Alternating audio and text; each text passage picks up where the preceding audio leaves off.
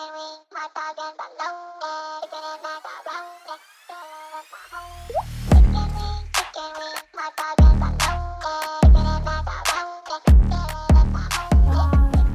everyone, this is Jennifer. And this is Jessica. And we are the Behavioral Plan Podcast. And this is episode 3, Food. Food. Do we have a name? To eat or not to eat? I believe was the working title. That was the first one. And then you put in a different one. You changed it. I said it's about trust, not being picky. Oh, okay. I don't know. One too. Just trying not to be so poetic with my to eat or not to eat. But coming off of On Holiday, we have officially experienced a couple ourselves, which brings up the focus on food, because what better way to reflect on food and our holiday experience than to discuss food and sensorial eating and hunger cycles.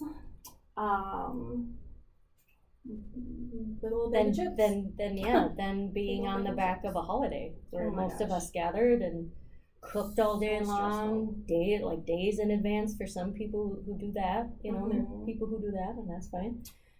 We didn't. We won it. Pretty sure you just needed to make your raspberry pudding for the night kids. before. I mean, No, I'm saying for the kids. You didn't probably need to make them anything other than raspberry pudding. They're big fans. Yes, they definitely are. Yeah. And but it's more than just the holidays. It's food. It's food in general, yes. And it's a very tough topic for most families like ours, because sometimes you feel like it can be some of the hardest struggles when it's a basic human need not being always met, or always being criticized by others, or just the endless journey of searching for something your child will eat. Something. And I have gotten, not just me, but I know I have expressed with my 8-year-old and my 1-year-old, but more focused lately on the 1-year-old. Lots of emotion and lots of frustration behind this topic as of late. So, well, I think, food is a really great representation of the kind of unique struggles that parents of neurodivergent children encounter. We are parents and caregivers, and our sole responsibility is to meet our children's basic needs first. Making sure they're sleeping well, making sure they're eating well, making sure that they are learning functional independence, making sure they are loved and cared for. And when you have a whole section of how you're caring for a whole category of how you're caring for your child that is just starting to feel like it's endlessly failing, it creates a lot of stress, and it creates a lot of anxiety. You'll spend hours online trying to figure out, foods that'll help a picky eater, or you'll discuss it with your pediatrician. I just can't get them to eat this or eat that. And then you're, connecting with your care team, your occupational therapist, your speech therapist, your behavioral therapist, and suddenly now food is the endless conversation, because you're just trying to get your child to eat anything. And that's not the story for everyone. I know that all 3 of my children have gone through various stages of eating and not eating certain foods, eating certain brands, eating certain things in a certain temperature, in a certain color, in a certain way. And we have, I don't want to say we survived each of those moments as they came and went, but in many ways it does feel like survival, because it feels like so much time and energy and effort gets placed into making sure your child has enough calories and nutritional substance in order to develop. Right. Because, food isn't just making sure they're not hungry. Food is nutrition. Food is brain development. It's helping them, giving their body the fuel and the different nutritional items that they need in order to maximize their development. And us parents of neurodivergent children are obsessed with their development, and for good reasons. So, food. So let's break it down. So we build a plate. Yeah, we build a plate. We put on there what we think our child needs, and we are taught, especially those of us raised in the 80s and 90s, we are taught the plate has different sections of it. There's a carb, a protein, a fat, fruits and vegetables, and it's a well balanced. You do a half a cup of this, a third of a cup of that. And then you have a child that goes, I'm going to actually eat some fish crackers and some chicken nuggets, but not the chicken nuggets you think I want, a very specific chicken nugget. And then I'm good. Nothing. To not let my food touch each other. Also, don't let my food touch each other. Don't have a foreign object on my plate. Also, make sure whatever you're cooking to eat for yourself doesn't smell, because that'll stress me out. That is like a whole different world right there. Well, yeah, because then we start entering the topic of sensory eating, right? And so many different components go into eating. It's I think we start in this place of, okay, I'm making dinner, I'm making lunch, I'm making breakfast, and here are the foods that my family eats, and that looks different for each household. Right. There are some households that culture drives what they eat. Absolutely. Certain flavors drive what they eat. Certain foods that they're raised with, and from their parents, and then their parents, and their aunties, and uncles and cousins, and people eat based on their culture for a lot of things, or for a lot of people. Our family does it.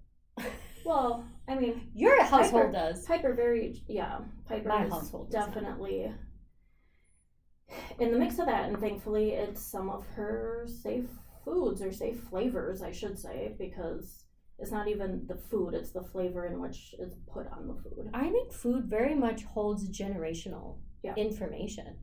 I feel very strongly about that. And so when we're talking about health and nutrition, it has to include your culture, because I think in a lot of mainstream nutrition based information is very white. It's white driven, European food driven food choices that then are deemed healthy. And then when you start bringing in foods from other cultures, it's very much looked at as unhealthy. And this is a whole separate topic. So and I encourage you, if you're listening to this and you're like, what is this woman talking about? Go type into Google, decolonizing your food. Go type into Google, the Black Nutritionist. Do you follow her on Instagram? I just started to, because you had brought her up. This is a fantastic content creator, and I think, because this is the work that you and I do, and any other white person does, is asking the hard questions and doing the individual work to decolonize and to decenter whiteness in everything that we do. And that's how we become community participants and allies and things like that. Right. But so go and do that on your own separate time. This podcast is going to be talking about food that interacts with the neurodivergent children. Right.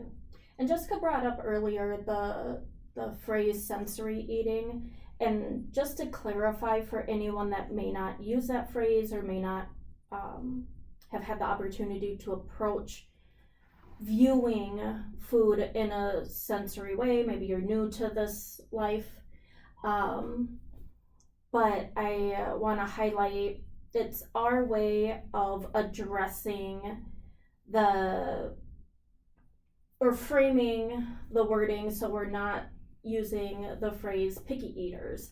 Picky eaters has such a negative component to it, and it's one of those favorite, your kid's just picky.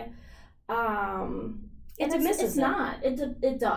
dismisses their struggle, their hard work, that they go into it and it centers you, it does, the adult. yes. You know, because you're the one being like, oh, they're giving me a hard time. They're being picky about what I'm providing them. And then you break down this, the thing that like a lot of us were raised with, which is like, well, I had the job, I earned the money, I paid for this food, I cooked all this food. I'm like, wow, you just need to like work on you got work in therapy on your own things. Your child's just trying to communicate what they're experiencing. They're experiencing a hot mess with this broccoli with a bunch of cheese on it, and they're saying, no thanks, ma'am. And just like meet them where they're at. Actually see what they're trying to communicate to you. Right. And just because their reaction may not look to you a certain way, like I have seen my children literally gag and vomit if like when we went out to breakfast ages ago and my bonus kiddo tried cooked cooked fruit, or like baked fruit for the first time. So it was a warm, I don't remember if it was apple or banana, but it was warm.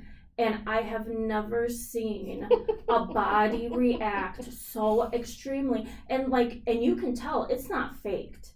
Like how some of these foods impact the sensorial response is you can't fake it. You can't sit here and say, oh, they're just being picky. No, like their body is literally rejecting the fact that it's warm, the fact that it's soft, the fact that it's like who knows what. But it's an experience. Food is an experience. Food is a whole. It's a whole body experience, yes. From the texture, like how you feel it with your hands, the way that it feels inside your mouth, the way that it smells, the way that it tastes, the way that you experience it within your body, that interoception, that like, oh, this doesn't sit well in my, like, because we've all done that. We've eaten something, then all of a sudden our body's like, and we're like, oh, ma'am, no, I will not be consuming that again. Right. Or maybe you like that kind of punishment, and you do again and again because it tastes so good. But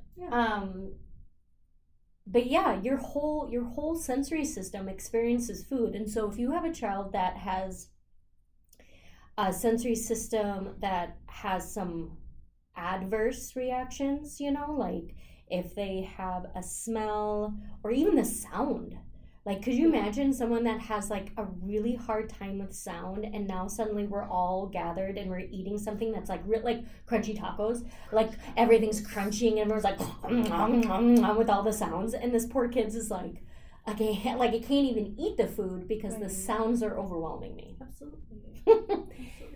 So we'll just collectively all agree. Yeah. Picky eating is just not the way we're going to view it anymore. No. We're going to view it as sensory eating, and that gets us curious. That sets the stage for us to think about food and our child in a curious way, in an investigative sort of way. You're exploring this new item together. Yes, because once you've reached the meal eating stage of parenting with your child, it's fed is best. In this particular situation, fed is best. You're looking at what's your safe foods, how can I help you experience other foods and get out of what your challenges are, better understand your challenges, so then you can say, okay, my kid can only eat apples that are in the shape of an apple, the color of the apple, and it has to be like skinned or cored or spiral cut or julienne fried cut. Right. Like you figure it out. Whatever it is. What about, let me tell you how much my kids would not be okay with little cute bento box stuff. Like my children would be like, why does that food look like what it's not supposed to be? Please don't do that ever again. It's cute, but I'm not eating it. Right. But when we're talking about the senses and interoception, and we throw an anxiety in there, right? Because home is safe. Let's hope. Home is safe. Home is where you can maybe pack in a little bit of that, hey, is it okay if this food item is just at the table? Step one, that it exists. Step two, maybe it's near your plate. Step 3, you've interacted with it in some way, whether it's acknowledging that it's there, touching it, smelling it, Right. kissing Simple it, like steps. whatever Simple those steps right. make a huge impact. They make a huge impact. Huge. My 1-year-old, almost 2, we started just the basic steps of exploring food more recently when we just like hit a wall when it came to what she was willing to try and consume, and it felt like we were searching for a meal replacement drink because we just needed something. But need calories to we survive. started, well, and she's just little And to she's a begin little, with. yeah. So we started exploring this, and what was so fascinating for me, because we didn't do this at this young of an age with my 8-year-old, but like, rewarding those steps of like, hey, you touched broccoli, like this is so cool, like you're experiencing this. This one's raw, this one's steamed, we're just gonna kind of see, and then like you said, we're gonna smell it, we're gonna look and see what it looks like, we're gonna I think we did just like a tap on the lips, like a kiss, and then she licked it. And so like we did like all these basic steps until we take a pretend bite, and then we try to get the bite in, whether it gets spit out or not. All of these steps count. Oh yeah. I understand some people are gonna go, but they didn't swallow it, they're not eating it. But like, especially when you're discovering a new food, you're trusting not only your parent for giving you something that might look a little crazy, but you're also trying to build this relationship so then you feel good about this food. So the more positivity and just effort it takes to go through these steps. There was a newer food that we didn't think was too outside of the realm of possibilities for her, that we were able to get on her plate, and this is like a couple weeks went by of starting this food exploration.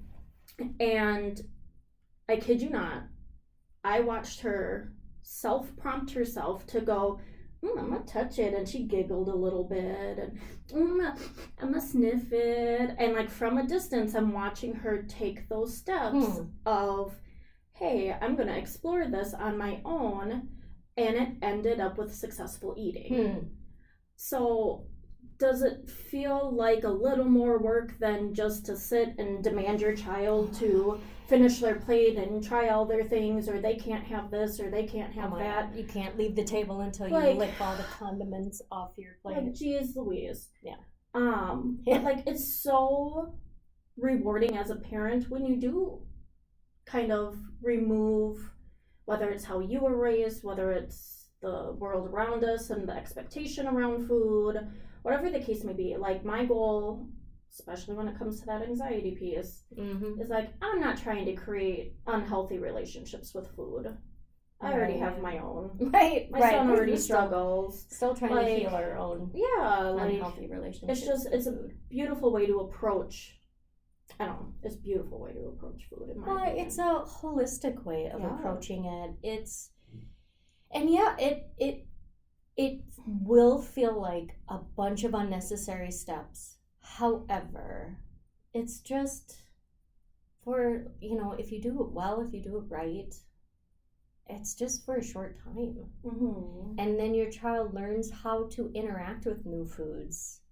And that's a skill that they've built. And you're the one who is helping them build that skill because you're the parent or the caregiver. Right. And when you approach it from that angle, I think it starts to open up other ways of doing everything else, right? Like, if you approach toileting with that same attitude of like stress and big emotions and big expectations, and you can't wear diapers forever, like you just got to take a step back.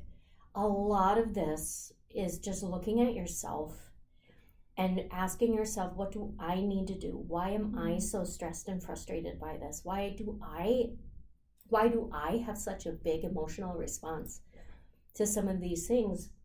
And a lot of times, like for myself, it was my social anxiety and wanting to not hear it from other people. Yes.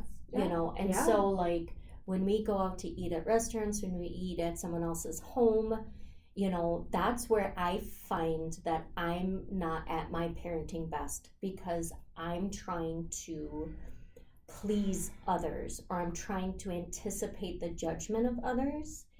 And when I started letting that go, when I started just looking at my kids and being like, you know, when we're out in the wild and not at home anymore, I am your safe space. Like, I will bring the safe space with me to create that for you, so then you can be your best self out and about. Because, you know, when your child, when you send your child out in the wild and you can't be there with them, there's some spot in their mind, in their inner environment, that they can then tap into and say, it's okay. Like, my parents have already set this standard of like, it's okay, I can just say, no thank you, I'm still learning to like that. No thank you, that's not something I enjoy to eat. I have what I want. And then they build a greater sense of self, a self-acceptance, right? Like this, because that's something that I think as parents of neurodivergent children, it's so hard, because we don't want everybody in the room or everyone that they encounter to be like, what's wrong with that? What are you doing that? Why? Right? And we want to protect our children from even encountering that. But the reality is that they're going to encounter that, because you can't control other people. You can't control other children. And you can't even control your own child. The only thing you control is yourself. So if you can help build healthy mental habits with your child, then when they go out and about and they experience that hopefully a part of them just goes, well, that, like, sure, you do you, my dude, but this is what I like and this is what I prefer, and I feel fine with that. You're gonna mess up. Oh, for sure. Oh, I messed up real bad last night with putting mashed potatoes on his plate. Yeah, right. But my 8-year-old has always liked mashed potatoes. Right. Apparently not last night. And I didn't ask him, what would you like on your plate? I had a little bit of that social anxiety piece last night. And I just wanted him dished up and like attempt to take a couple bites and then leave. And I'm looking at the food, and I already had pulled him aside and was like, hey, if the spread just looks a little overwhelming tonight, like, we will get you an alternative meal afterwards. Like, I just wanted to set him up, just like, I didn't want him to worry about it. He does have a lot of anxiety around food, especially eating in front of other people. It's been a very long journey of that. And so I just did the quick thing of like, oh, he likes this, he likes this, he likes this. And as he came up to add his own stuff, he then pointed out and recognized the stuff he didn't want touching his plate. And I felt so bad, because it's one of those things that you try to be mindful all the time, and you're gonna mess up too. You are. Yes, but of course. He ate that turkey leg. Dude, he was like, can I have this? And we were like, yeah, Ren fest it up, buddy. Right. Eat that turkey leg. Like, you are King George. Mowing it down. Just he was ready. Yeah, I mean, it looked tasty. I was a little bummed out. I was like, man.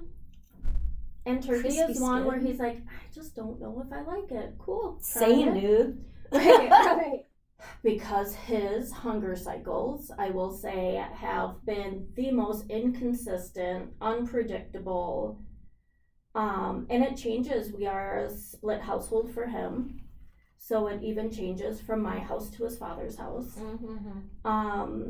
And it just really depends. Like, he has been through food therapy, specific on the OT side, not the speech side, because apparently it's split between the two.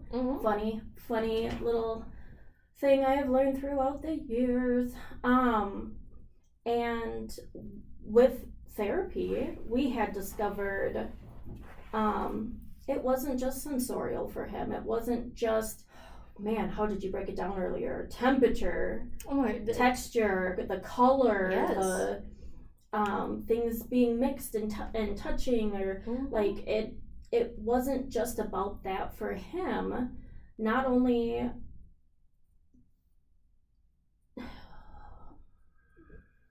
I went into food therapy thinking, okay, we're just going to work on different textures. And the lady that did the eval, I don't even think we were 5 minutes into eating, where she turned to me and she goes, have you noticed that he only takes bites on the right side of his mouth? Absolutely no, I did not know that. Like, who? I'm sorry. Even if you're a helicopter parent, who will sit and go, man, you're really having a hard time with food. Let me watch how you physically eat it. Like, I have never met a parent that would say that. Unless you're an OT therapist, unless or you're PT. a person who specializes in that thing and that's all you do, or if you're a person who like had to undergo 2 to 500 hours of observing children, like then you do that. But every once in a while we turn off. Like, we don't because it's time to eat. I'm gonna consume. No clue he had a muscular thing going on where one side was dominant and which is common, right? We all have our dominant side, but like to the point where you're not using the other side whatsoever. Then we explore this whole, well, he's not moving his tongue correctly while he chews. Because apparently it's a fluid motion in the tongue, and his tongue was moving with his jawline, which is very consistent with nursing children. But the second you introduce food, that kind of goes away and it's supposed to do its own thing. Anyway, long story short, this kid has been through so much, and that includes visual aids, which we still use to this day. That includes, so many different rewards and prompts, just because I'll use any tool I need to use sometimes just to get food in my system. Some of that might be that, we enter into the behavioral side of looking at food or approaching food when we start looking at visual aids and then like the concept of like, because then we enter in the realm of this like newer way of viewing children where they may have PDA, where like if you're like, hey, the expectation is you're gonna eat this food, and they're like, guess what? It's not happening, and I'm mad about it now. Right. So like that's where you start seeing the kid that like will actually eat the food if it's not on their plate, if it's just on yours and you're casually enjoying it. They're not really trying to give you a hard time. No. They're just like, the pressure is off, the demand is off, the like, it seems like they're observing you, because again, and we've talked about this a few times, you as the adult are setting the example. And much like anything, if the way you interact with food, the way that you try new foods, the way you respond to it, talk about it, your attitude is being observed by your children, and your children view you as their guide to life. Right. This is how then I'm supposed to interact with food. And it's not as clear cut as that with neurodivergent children, but this element of that is still relevant. Yeah. Because when they start, like if I'm trying something and I'm like, oh, that's disgusting, and I spit it out like that, then they log that away as an appropriate way to respond to something that's gross. But if you're like, oh, that was surprising, like, well, just like, look, I'm gonna like have that response. Yeah. And then I just have to recognize that now that's a learned response for my child. So don't get mad at them when they're like, it's disgusting, and they're like, your grandma made that, what are you talking about? Right. Don't, that's so rude. Well, they just watched you do it. Even your youngest yesterday, there was a bruise on the banana, and my initial response was, oh no, and you were like, well, not oh no, like, does your banana need a fix? And then he like walks over and he's like, Leia, look, Mom. And I'm like, all right, let's see if we can fix it. I got this really great spoon for that. And I took out the little grapefruit spoon that has a little serrated tip to it. And we scooped out the part. And I said, all right, you take a look now. You tell me, is it fixed? And he was like, yeah, it is. And then went over and ate it. And I was like, great. Right. And then you're like sweating as if you're defusing a bomb, right? Right. And you're like, which way is this going to go? Am I throwing away, or am I consuming? Right, because I won't throw away. I'll just consume it myself. Right. But that's that behavioral element, of like looking at, because if your child is struggling with behavioral challenges, where if they're dysregulated, if they're overwhelmed, overstimulated, if some of these sensorial things are going on, or that interoception thing is going on, or PDA is going on, they're going to respond to food. They're going to respond to food behaviorally. Yes. And not in an act of defiance, and not in a way that's like, fuck the man, I'm going to tip over the spaghetti and never eat again and run away. Like, there's other things going on there. It happens. But yeah. It happens, but for a reason. Yeah. Behavior is communication. Yes. It's for a reason. And so instead of being like, well, go to bed without your supper, or you can't have a bedtime snack or any of the things you prefer for the rest of the day because I am losing control of what's going on here, really is what's happening there for the adult. You just look at it and you say, okay, well, did you consume enough calories to survive to tomorrow? Great. Right. Let's meet your needs as it is right now. And maybe in 20 minutes, your kid comes to you and goes, Mom, I'm really hungry. Can I have a snack? And you just say yes. Right? Because they fed as best.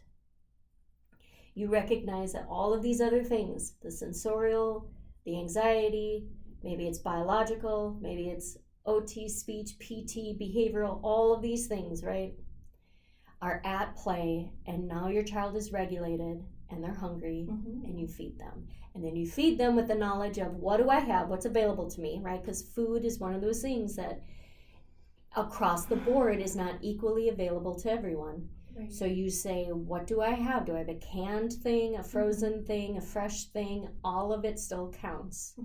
And it's what your family has. Right. And we do not judge, and we do not put in a hierarchy that organic fresh fruit and vegetables are best, and anything below it is, you're a terrible parent. Right. That can't be the way we approach food. No. We have to look at it and say, we recognize there's a systemic issue going on here, and food is not available equally across the board to all families. What is it that I can afford? Is it money that I have that can buy it? Is it a WIC program that I gotta use? Is it food stamps? And you meet the needs of your family in the way that you meet them, and you feed the children based on knowledge, not on what the internet is telling you, or some super rich content creator is telling you is the best thing to do for your family. And so when you're feeding your child, when you're meeting their needs, when they're regulated and feeling safe and being fed, that you're looking at it from okay, what have you been consuming lately? Has it been a lot of snacks? My youngest is a snack man. He is a snack man. There's a food sensitivity thing going on there that we just haven't quite figured out yet. He's got a deep interoception disconnection. And so like the sensorial feelings of being full, being hungry, like they're all not processing the way that they should be. And so like, no, I don't want to feed my 4-year-old nothing but snacks all day long, but a vast majority of his daily nutritional needs are being met through snacks. Right. But then I just got to be like, okay, how can I talk you into pretzel sticks and maybe cut up cheese? Right. How can I talk you into, so there's not just like a compressed processed bar, which he loves. Loves those Z bars, loves those little like whatever bars, just bars. He loves a bar. And he loves like not fish crackers. He loves the cheddar bunnies. And he loves those. But like I have to view him as like, okay, your nutritional needs are being met 40% of the time. And the other percentage is being met through snacks. So I gotta just do that. I gotta recognize that I think it's something to do with the sensory experience of like a crinkly wrapper, the fact that it like comes in a box and it's like, you know, I open it and I eat it. He's also just like, he'll eat 4 or 5 snacks in one sitting. But I think the reason that he's doing that is that it's not about I'm hungry and I want to eat. It's about, you know, I am sensory seeking right now. I'm looking for flavors that are going to give me the input that I'm looking for. So some of those snacks look like those like seaweed chips. And then it's this freeze-dried blueberries and strawberries. So it's not about like filling him up. It's about the taste on his tongue, that tanginess, or, you know, pickles, something that's sour, something maybe that's spicy. And, you know, he can, because it's still interoception and he might get full, but because he has this deep need to get those flavors on his tongue or to get that crunchiness going or to like whatever it is that he's seeking, that's the experience in that moment. And I'm viewing it as like, oh, you're hungry because you keep asking for more snacks. But that's not what's actually going on here. It's I'm not hungry. I am depleted. I have a deficit. I have something that needs to get filled. And the only way it can get filled is through my sense of taste. Right. And it's just such a realm of sensory seeking that I haven't experienced yet that this is new terrain. Right. I'm over here on my horse looking out into a valley of the unknown, going, what do I do here? Because your body is still consuming food. And so I still need to view it in that way. But like, because it greatly affects the rest of his day. Because like lunch may not be consumed now, or dinner, or whatever. And or, you know, whatever this food sensitivity is that we're trying to figure out that his skin is reacting to. Like all of those things are still a reality, but I still want to meet his sensory need. Yeah. Well, that's like him with his love of pickles last night. I was like, buddy, I gotta know. Is it salty? Is it because it's vinegary? Is it the crunch? And he's like, I love the crunch. And so it was like, well, yeah, I also love the crunch. Yes. Yes, I love crunchy things too. Chips are a big one for me. But yeah, no, so I think, you know, that also plays a role in this larger understanding of your child's eating, because it's not, sometimes what we are assuming is not what's actually happening. I just figured something out loud on this podcast. There we go. I mean, but there's also that point of control in the sense of he has a say, he's advocating for what he wants.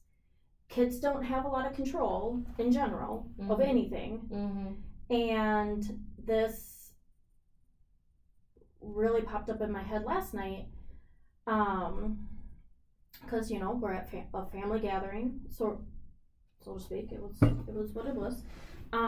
Wasn't anything big and crazy. It just was our symphony of chaos.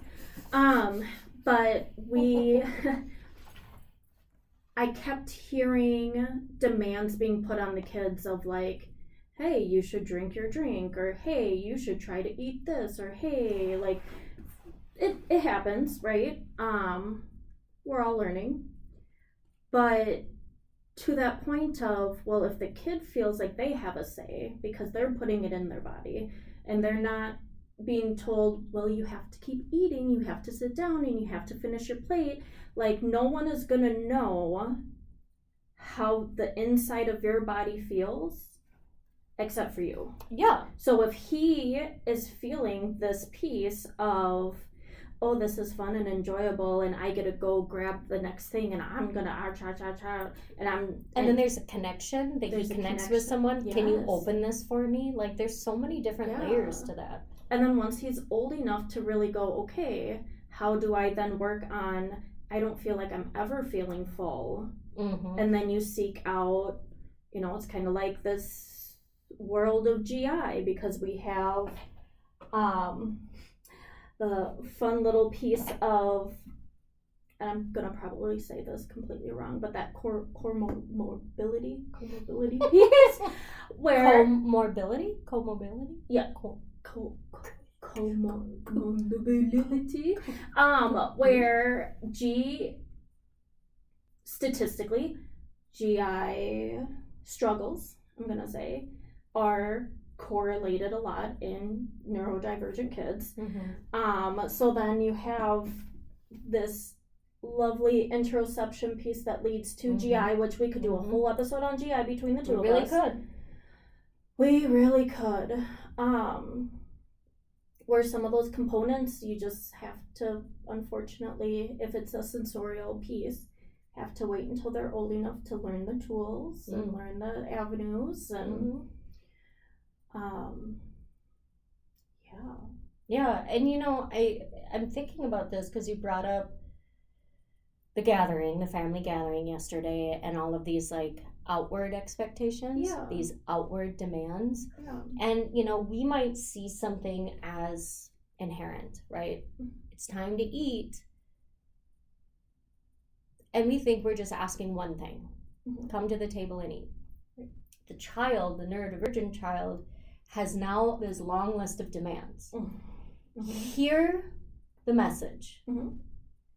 Know that your next step is to come to the table, sit in a spot that was predetermined for you, be given a plate that was built for you, and the food's chosen for you. Now, this is not what we do in our house, but in many other households, these are the list of demands. Well, they also had to stop doing what they were doing. Stop doing what they were doing. Their preferred activity. Right. And feel okay with that. Right. That's up. Yeah, that's back up there. Come to the table.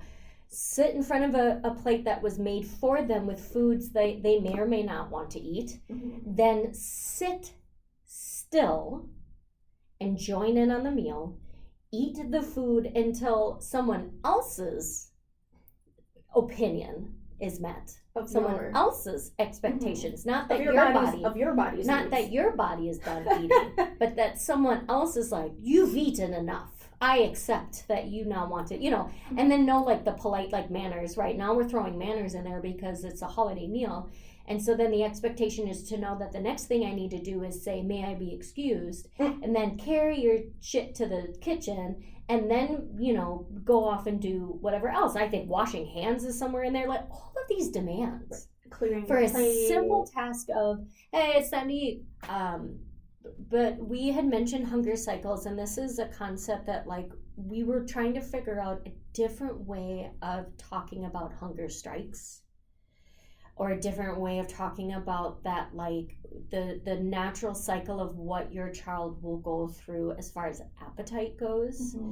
And so hunger cycles came up as like a way to describe it, and I want us to kind of in a positive light, in a curious light, and looking at it as a natural occurrence, right? Not something that should set off any alarm bells or red flags, but like.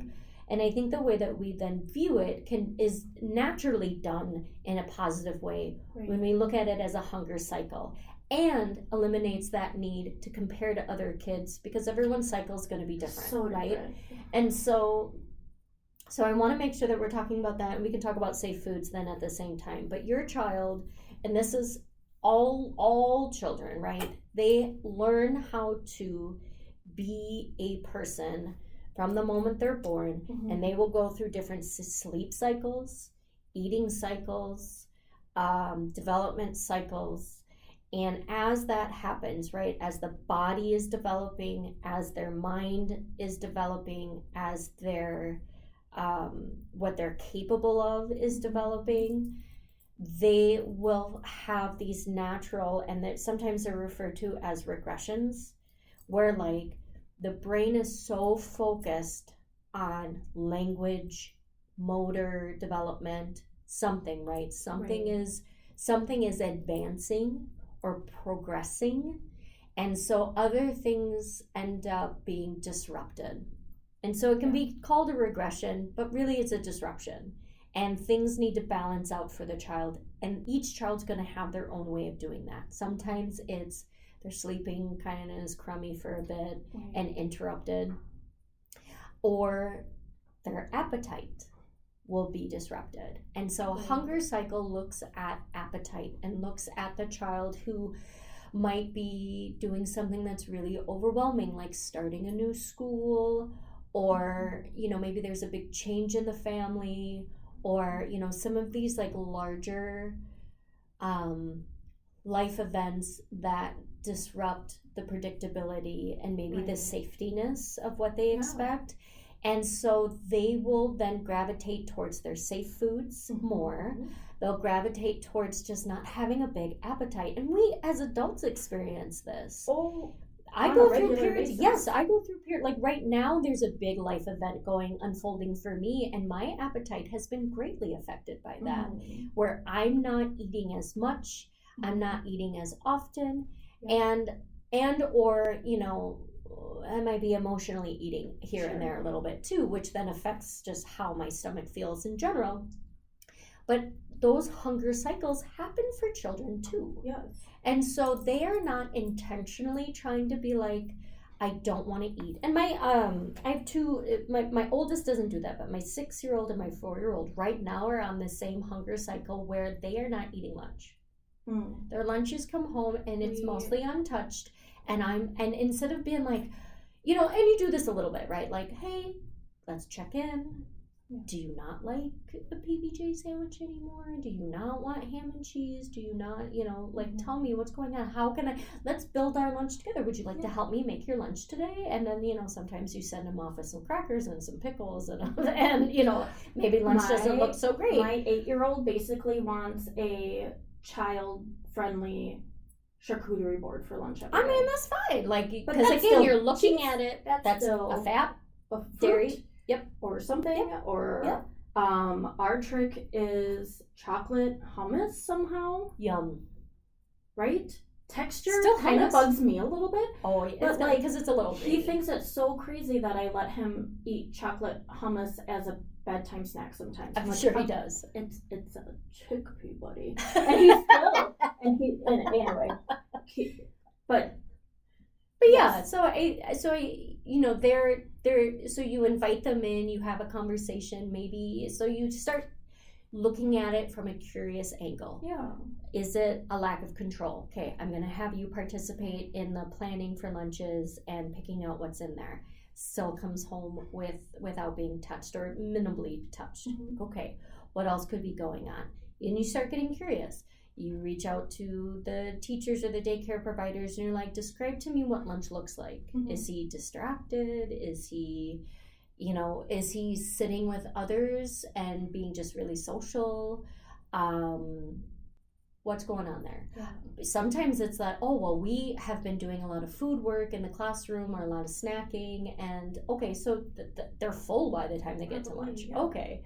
And so you start looking at hunger cycles in that way, and you start becoming curious about it, and then you start asking yourself bigger questions of like, is it sensory related? Is it therapy related where, do we need to have a conversation with OT, with a behavioralist? Anxiety. Behavioral therapist? Yes. Behavioralist. I can say behavioralist? Yes. May I please get that credential? And so so then safe foods then end up being your go-to. And then this is the child that might be chicken nugget every day, every meal. And you're just okay. Your plate just looks different than mine. Yeah. Every day. And then that might not be a hunger cycle for that child. That's something different that's going on. It's a safe food. And safety is a huge part of a child's experience. Yes. And I don't think that there's anything wrong with that. I will stand with you, mom, dad, caregiver, whoever is listening right now that has that child that has maybe 2 foods that they will eat, peanut butter and a chicken nugget. Yeah. I stand with you because that's hard. And what you're living through is hard. And I see you and I see your child and I support your decision 100%. You're meeting their needs. Because one thing that's tricky for me with safe foods that I'm sure is intensified for someone who has less safe foods on their plate, but the second the packaging gets changed, the formula gets changed.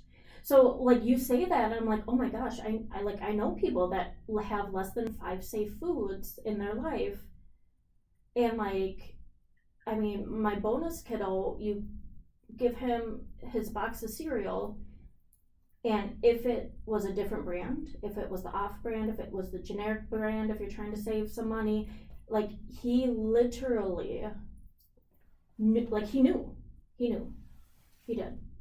And so like you say that, I'm like, man, I could not imagine Like how hard that would be.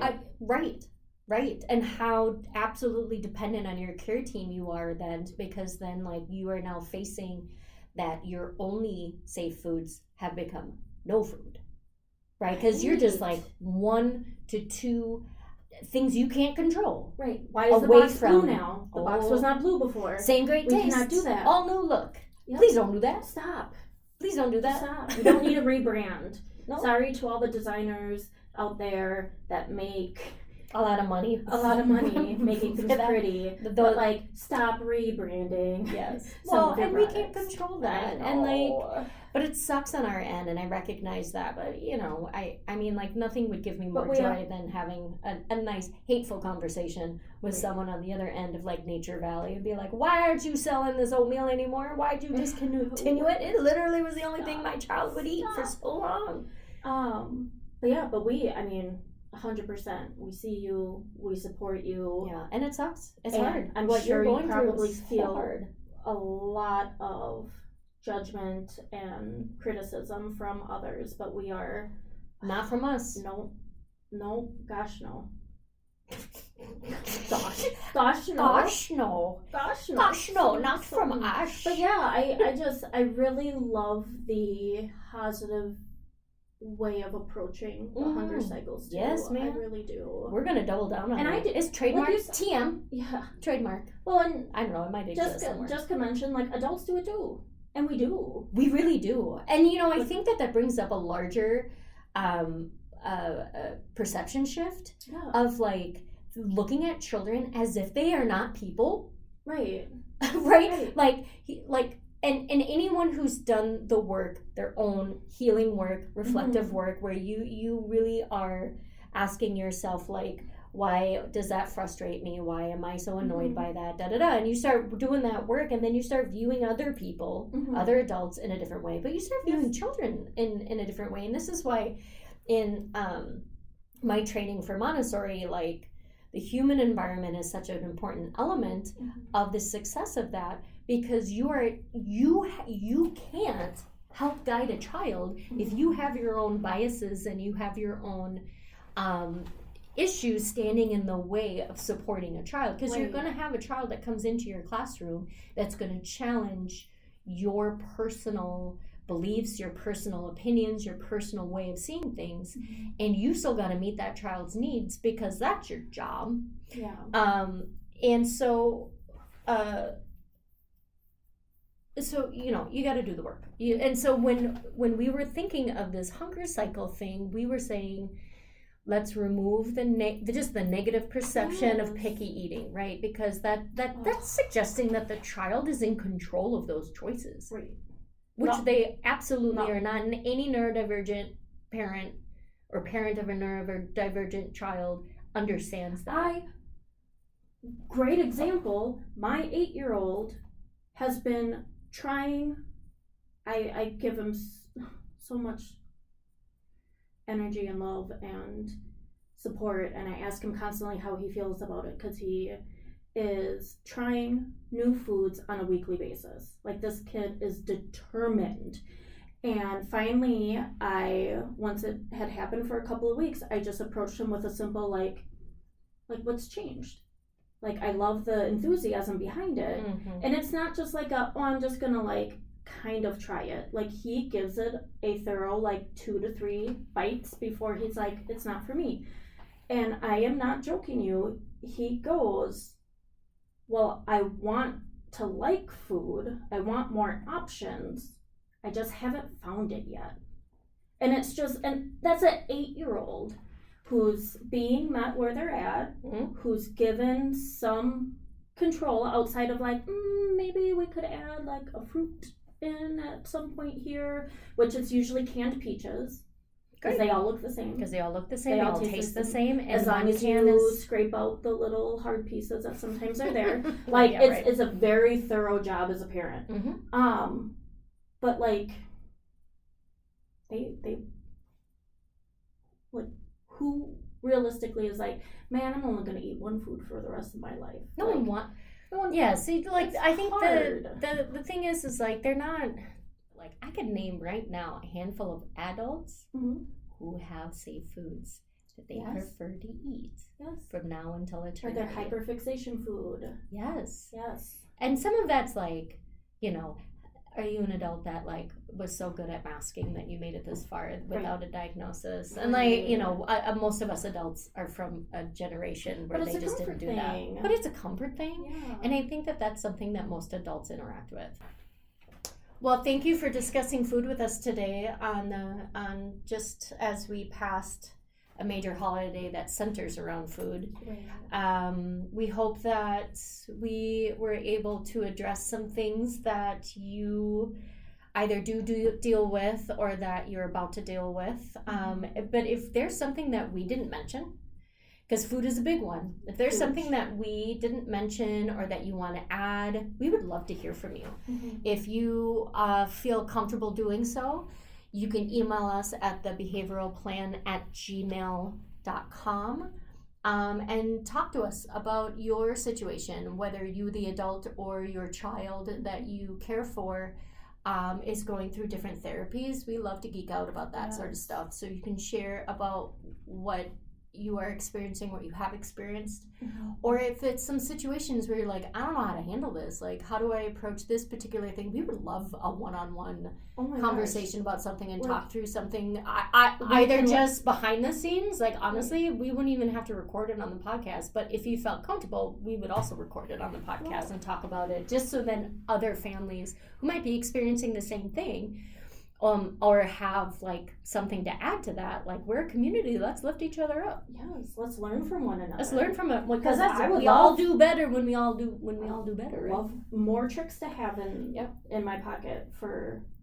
sure. Yeah, for when things aren't. And we're just only two people with two perspectives, and we're from the same family, so that perspective is pretty narrow. So like, feel free to reach out. We would love to hear from you. But until next time. We hope you're enjoying the podcast. Interact with us online. You can find us on Instagram and Facebook.